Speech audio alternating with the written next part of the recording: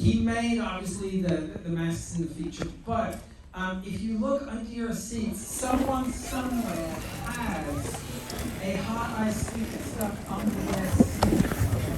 Sticker? It should be, you know, you gotta look at someone, anyone. A sticker? Should I have popcorn all over the floor?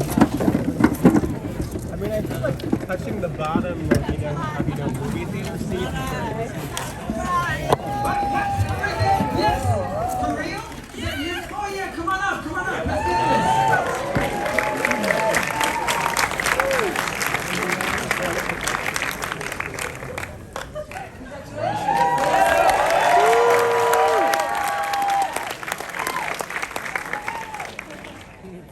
I just have a second one. Okay, you're screaming the loudest. Can we press this lady over there? Okay, fantastic. We have a lot of chairs here. They're going to be filled, so I'm going to go through these names very quickly. But if you can, give rapturous applause to everybody involved in this film, because it is very special. I'm going through a roll call because I can't remember all of these names and people, but we're going to start at the top. The director of this film,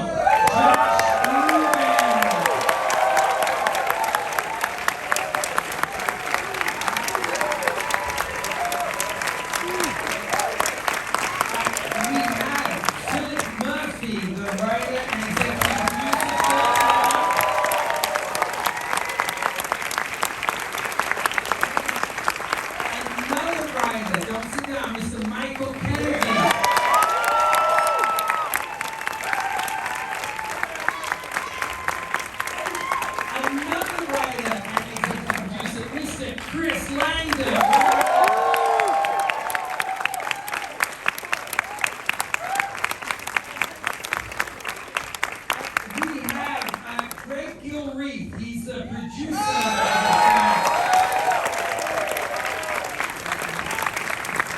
I feel like too carry up here. Come on down. Hey, Greg, grab a few. Okay, we have Yosun An, who is the hot ice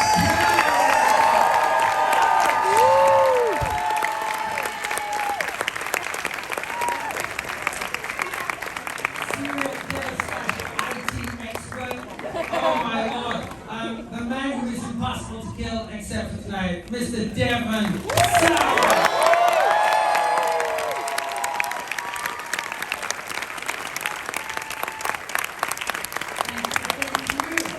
The other half of Hobbs and Shaw, John and Bruce, where are you?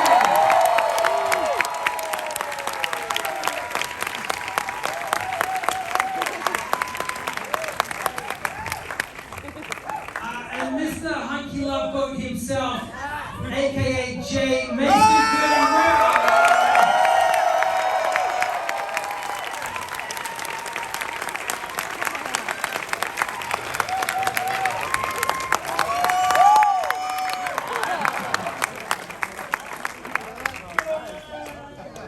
That wasn't a prop. The muscles are real. Homegrown, baby, homegrown. Look at that. Josh, how's it feel? How's it feel? A year ago you were pitching this and now your movie's screening. Obviously a whirlwind. What was it like working through the process? Going literally from working with Philip, because Philip started the process in writing as well. That's correct. So how did you guys get bonded? How did the film work?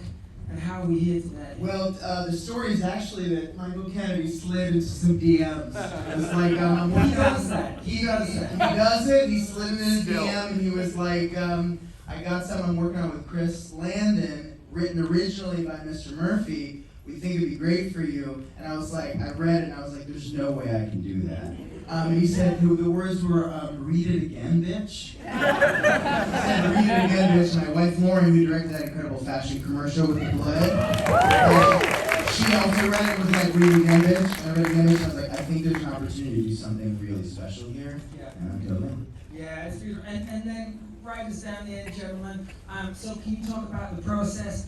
Philip, at what point, like, the gestation of the idea, and then Michael and Chris coming aboard. How did the film, or I should say, how did the script change as you started to go through the process of writing this thing together?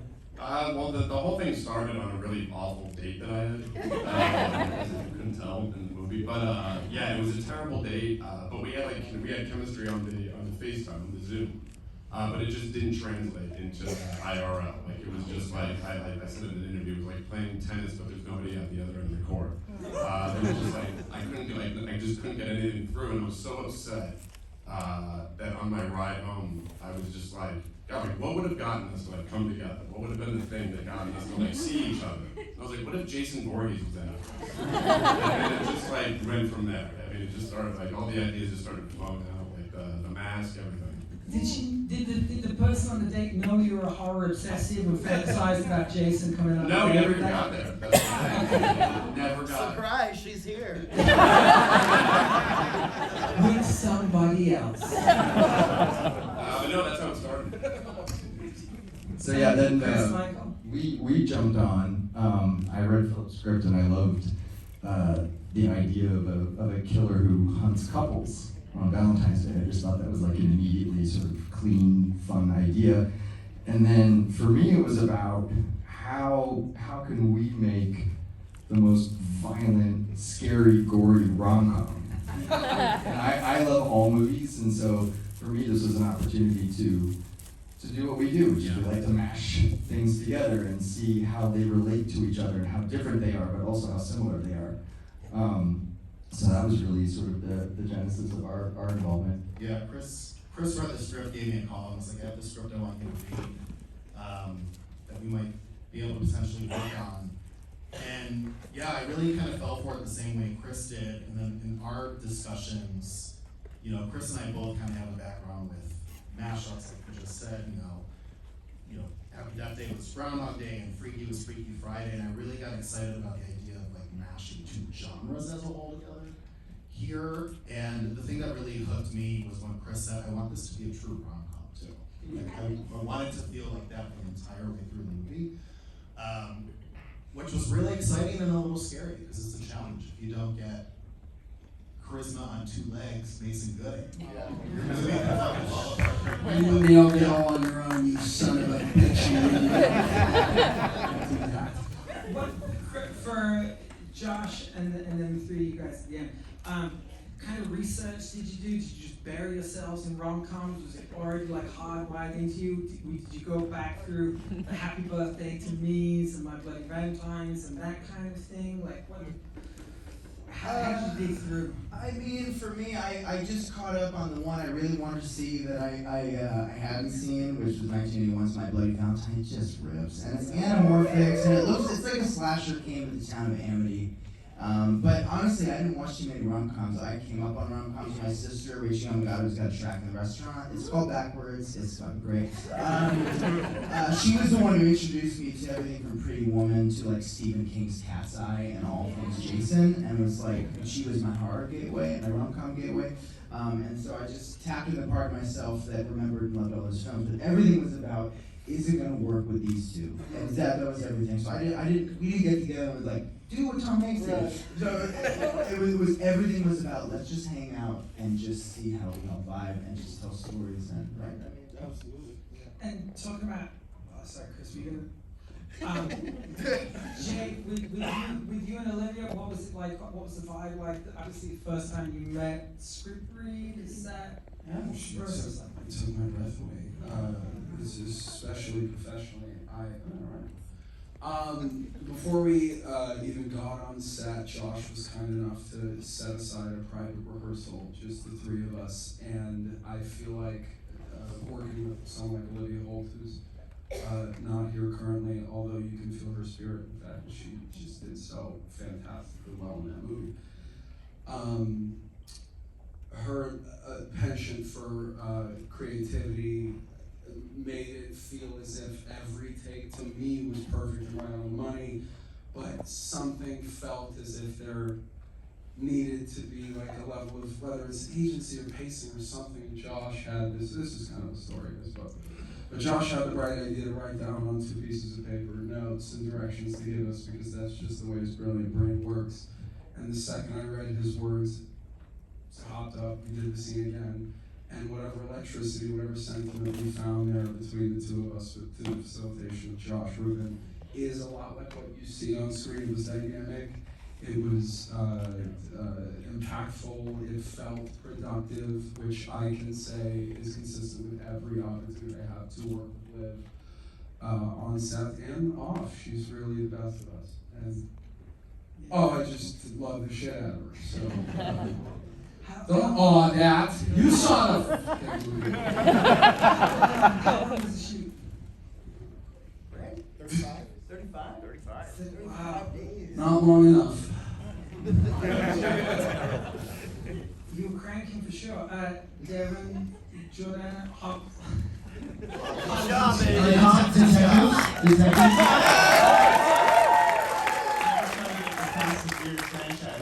One more to go. One more. The crazy thing is, we wrote the joke before we cast her. That's the weird part. So, That's amazing. So, it's a miracle it stayed in the movie too. yeah, should I get legal approval on that? To do with uni or? Correct? No?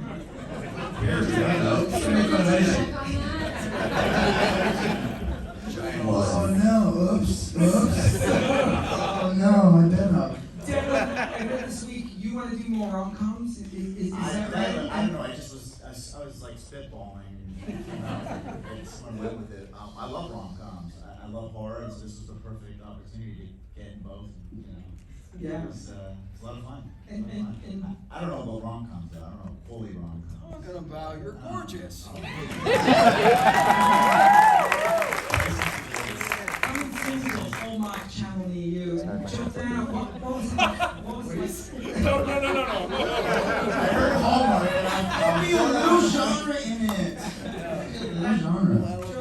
Jordan, what was it like flexing the chops in this? Because you get pretty nasty in this, hyper violent. And how did it feel having your head ripped off? An all-timer of a death like that. So. I know.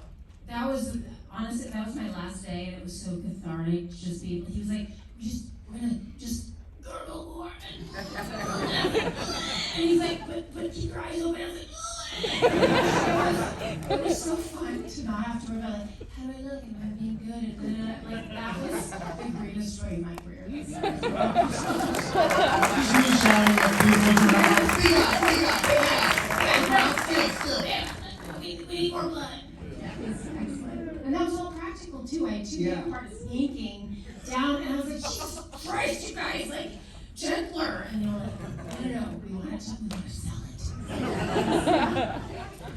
Yosin, you're kind of hyper violent in there as well, and you got an epic death. What was the experience like for you? Dude, the experience is great, man. I've been a fan of Josh's work since College Humor as a kid. So when he asked me to do this, I was like, hell yeah. And I gotta say, like, I don't know how you made someone so non-threatening in real life, but someone so scary. And when the mask is on, I gotta give a shout out to Alex Nicole. Yes. Brilliant stuff, man. That was all Alex went about. So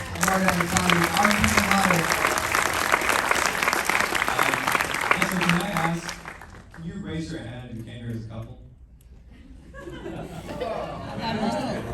I see you.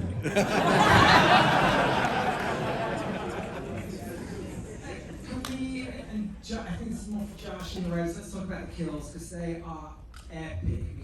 All on the page, how do they iterate? What will be like, yes, that's it. We're gonna stick the car iron wrench through and then pin her down after all of the like naughty lines in the background. Really? Tell us about making all these disgusting kills, please. How much was on the? I was watching the other day. I was like, I can't remember. I know how the hippies died originally. I was like, oh, I just want to make it a little nastier. Yeah. How much? What? Yeah, they were in Mish. They were in missionary position. I think it's a hybrid of like some of us and some of you. Like we were like the first kill that I thought of was the wine press. Like you're at a winery. You gotta, yeah, and the camera. But yeah, I mean, but some of those were your fucked up head too. People keep asking me, like, how do you make them memorable? And I think the answer, especially for any horror filmmakers in the room, and I wonder if you guys agree, is specificity. So yeah, the arrow could have gone through Yozen's temple, it could have gone through the front, through the mouth, and this, that. We kind of, what if we wanted a weird angle? You got a little nose in there. What about the camera pulling through the back of the throat? Homage, a little Michael Bay produced Texas Chainsaw. Whatever it is. Specificity seems to be, I think that's kind of the thing. And do you all keep kills like in your back pocket, like as you're, it's kind of like musicians, like they write a lyric and they've got a book and you just like. Chris Landon likes to tell the story, so I'm going to tell it. So when we write, he's the kill guy. He's the one with the fucked up brain. You're the sensitive side. Is that what you're I'm the taste. Yes. So Chris walks into a room, and the first thing he does is, how can I kill everybody? I already know how all you done. So Chris, even back in Freaky and other stuff we worked on, Chris is always the kill idea guy. And he's very quick, so I don't know if you have a Rolodex, or if it just comes to you. Everyone has a fetish.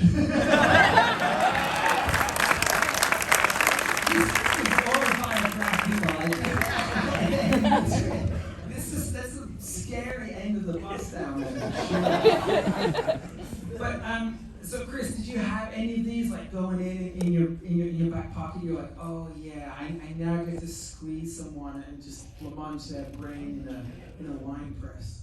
Finally. No, but that wasn't like, oh, I've been carrying that around all my life. Ever since I watched my mother have a glass of wine when I was 6. No, it was like, oh, the thing is for me, it's about what's always sort of whatever's germane to the setting. Like, that's what I mean. Like, I'll walk into a room and it's just specific to the room. Like, oh, I'm in this space. How would you kill someone? That's. You know, when we read the original script, there was a winery. Yeah. And you immediately were like, let's kill someone with a wine press. It's way healthier. That makes sense. It's very Jason Bourne-y. It's like there are the exits, there's a fire hose, let's strangle someone with that. It's got a badge. That's very sharp. And for the cast double question for the four of you, as you read the script for the first time, what is it that leapt out? Was it the outrageous nature of the kills? Was it the romance, the heart that's grounded in the thing? Or is it just this thing cooks and is a blast? Well, no, by all means. No, please go ahead. It was original. Like it was funny on the page. It worked. I was smiling the whole time. It hadn't been done. That's what got me. No, it was just reading it. It's I laughed the whole time. It was scary. It was original. I knew that it kind of fit in today's landscape as people love horror, and then this was something new. So. I feel like when you read a script, the one thing you try to gauge as an artist is the potential there around that the project is kind of inundated with. I've been a long-term fan of Josh and Chris, Michael, and Phil, and to see the opportunity to showcase that needle's thread of comedy and horror present on the page and how Josh's plan to execute that resonates with what I would like to see on screen. It made for the unknowing feel as if I could see the success and see how exciting it would be to actually watch that come to life. And he did not disappoint. It was incredibly exhilarating to watch the first time that I was able to. And also just every day on set felt like an adventure as facilitated by the people that run it. Thanks, Mason. Sure, Danny, reading the script, what was your experience? That initial kind of reading. Well, I think sometimes you read a script and you're like, oh my god, how do I make this good? Or how do I sell this? Or how am I? But with this one, it was the opposite. It was like, oh shit, it's all there. And the comedic timing is there, and it's different, and it's so unique. So I felt the pressure, and I know Devin feels this way too. Like we wanted to make it as good as it was on the page, and so that felt like an incredible amount of pressure. And yet, Josh, like since you're an actor and you had it, like knew how to direct us, and sometimes I was like, Josh, give me a line reading, and I'm like, okay, I got you, like, here you go. So yeah, just to see it come alive, and then to see your guys' response tonight, I mean, like, not a better place to watch this movie. It's pretty good.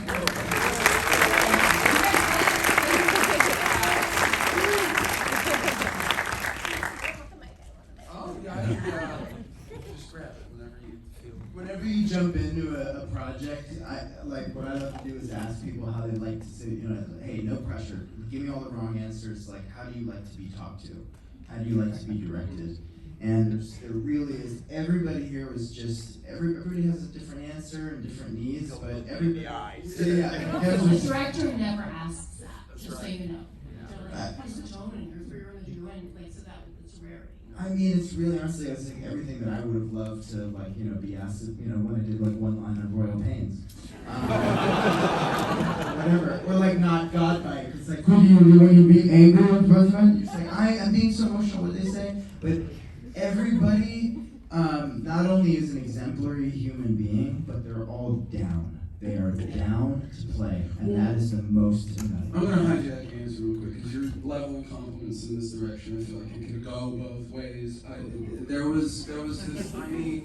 I want to set the scene. You're sitting in this case, a interrogation room. It's rather intimate, and Josh is off to the corner with his little Nintendo Switch screen monitor to watch. He stands just out of sight so that it doesn't distract him as an actor, and then flies a giggling, which I think lots of giggling. But that feedback helps you realize what you're doing is working, and the speed at which you would come in and either level a compliment towards your performance or an incredibly insightful note that takes maybe 3 syllables for you to recognize exactly what he's looking for, because he's not only articulate, he's wildly thoughtful, incredibly compassionate, and you would fall down in the war. I don't know what else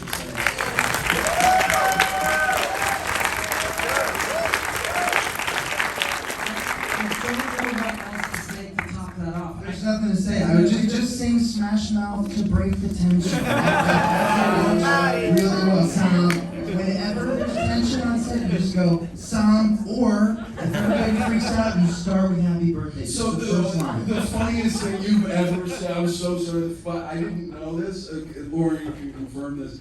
I guess whenever it's like awkward or confrontational, Smash Mouth, we know. He said early on in the shoot that he sings Happy Birthday to defuse the tension, and that's the funniest thing I've ever heard. This works, Doug. It just works. Is everybody talking into the happy? Is there a cake? Can we be nice? Think about it. If I started hearing Happy Birthday, if I'm about to fight someone, I wouldn't well, it's someone's birthday. Also, there's cake. So stupid! So stupid. I love it. I love watching the sign language on the end over here. This is like the best thing to watch.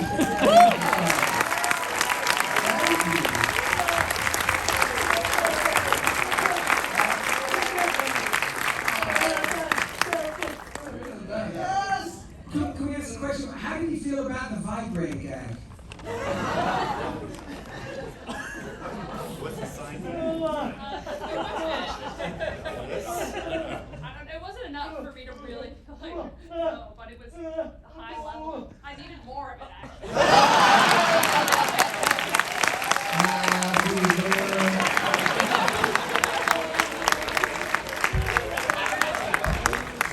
actually.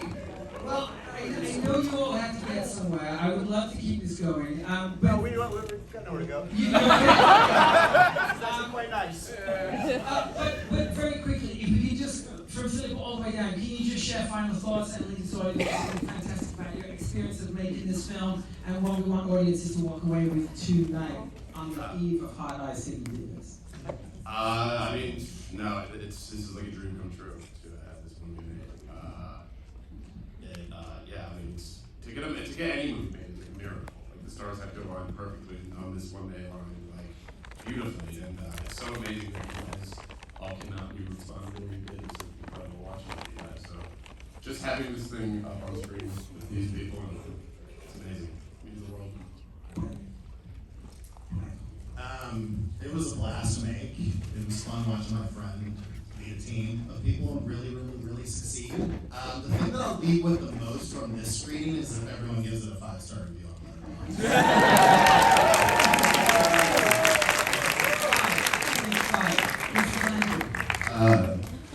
I'm just really proud of everybody on the stage. You know, they're all really good people. They're all really talented people. We had a really good time making this together, and I'm just really grateful to have that experience.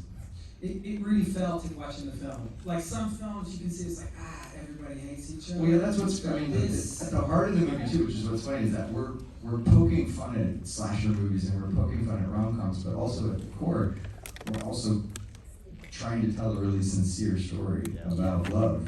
And they really, everyone commit to that, you know, and I think that's what makes it feel special. And I would just add to that, while you're poking fun at them, it's also coming from a place of love, because you love these genres. And I don't think you can find the balance if you don't have that love. So yeah, love is in the end great. I would just say if you want to make movies like Josh. You know, I've never worked with a director who's better than Josh. Whoa! Shots fired. Oh, no.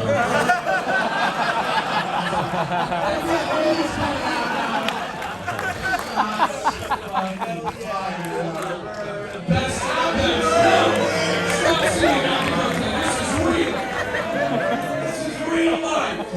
The best director there ever was. He said it. I mean, it's just. Alright, I'll say this. Josh is in Chris Landon's school of movie making. There we That's go. right, that's right. Good people who love movies. And I think that so many times when we're making movies, you find a lot of people who don't necessarily love movies. I think here you can really feel that there's a lot of people who love movies making a movie because they love it, led by somebody who loves it the most. And honestly, I think I would describe Josh as somebody who leads with an open heart and an open mind and really takes everybody with him sort of like to what you just saw up here. And I think that everybody here is incredibly talented, and it was a beautiful thing to watch and a beautiful thing to experience.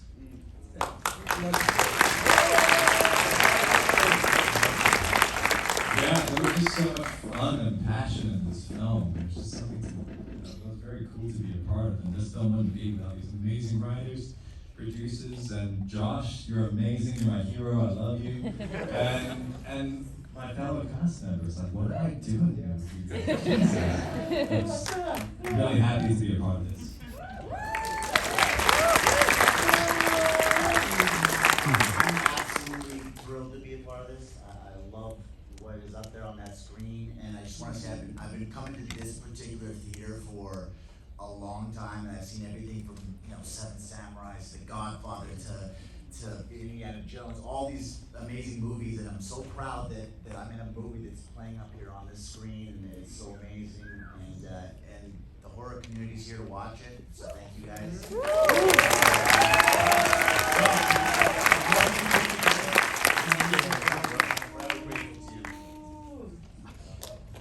You guys, 93% on Rotten Tomatoes. Yeah!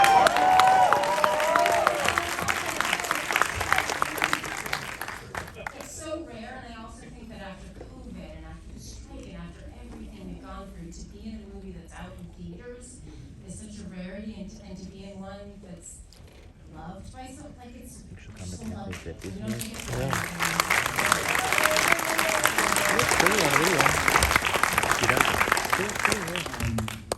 The opportunity to create art is nice. Brass tacks. I will say, first and foremost, thank you for being a part of and sharing in something that has changed my life and been the most loving and transformative experience I've ever had. I recognize these people as my family. I will do this for the rest of my life gladly, and I hope you will join us on that ride. Thank you.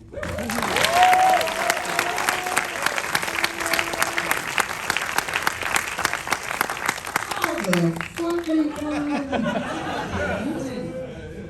god. I love making horror so that people so that we all can escape the horrors of the real world. It's a terrible place right now, today, and oh my God, Sandra.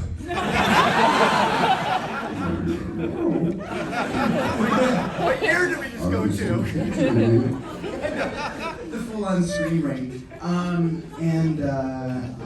I hope that all of you will tell your buddies and your loved ones and bring them, because it is a ride. I do feel like it is an escape, and that's why I do it, because I sure need to escape, and I do see people who are like us survive impossible situations. So tell your buddies, tell your loved ones, come back. It's just a tight 90. And you can tell folks on that box or whatever. No spoilers. Don't tell them about that dude right there, Yogi. All right, thank you so much, and thank you so much for sharing.